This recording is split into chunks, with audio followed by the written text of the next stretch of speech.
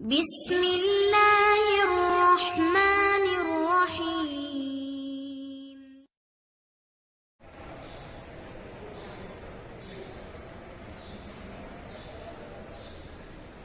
عن سلمان رضی اللہ تعالی عنہ قال قال رسول اللہ صلی اللہ تعالی علیہ وسلم واستكثروا فيه من 4 خصال خصلتين ترضون بهما ربكم وخصلتين لا غناء بكم عنهما رواہ ابن خزیمہ۔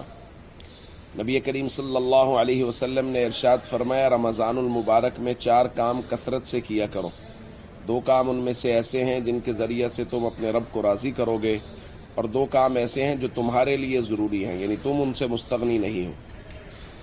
فاما الخصلتان اللتان ترضون بهما ربکم، وہ 2 کام جن کے ذریعے تم اپنے رب کو راضی کرو گے وہ یہ ہیں، فشہادۃ ان لا الہ الا اللہ وتستغفرون، لا الہ الا اللہ کی کثرت اور استغفار کی کثرت۔ واما اللتان لا غناء بکم عنہما فتسألون اللہ الجنہ وتعوذون به من النار، اور وہ 2 کام جو تمہارے لیے ضروری ہیں کہ تم ان سے مستغنی نہیں ہو، وہ یہ ہے کہ تم اللہ سے جنت مانگو اور جہنم سے پناہ مانگو۔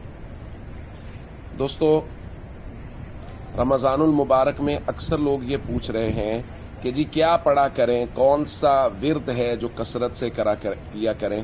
تو نبی کریم صلی اللہ علیہ وسلم سے یہ 4 چیزیں منقول ہیں کہ حضور علیہ الصلوۃ والسلام نے فرمایا کہ یہ 4 کام کرو، لا الہ الا اللہ کثرت سے پڑھو، استغفار کثرت سے پڑھو، جنت کی طلب کثرت سے کرو، اور جہنم سے پناہ کثرت سے مانگو۔ اس لیے ہم سب کو چاہیے ہم رمضان المبارک میں دیگر اعمال کے ساتھ ان اعمال کو کثرت اور اہمیت کے ساتھ کریں۔ السلام علیکم ورحمۃ اللہ وبرکاتہ۔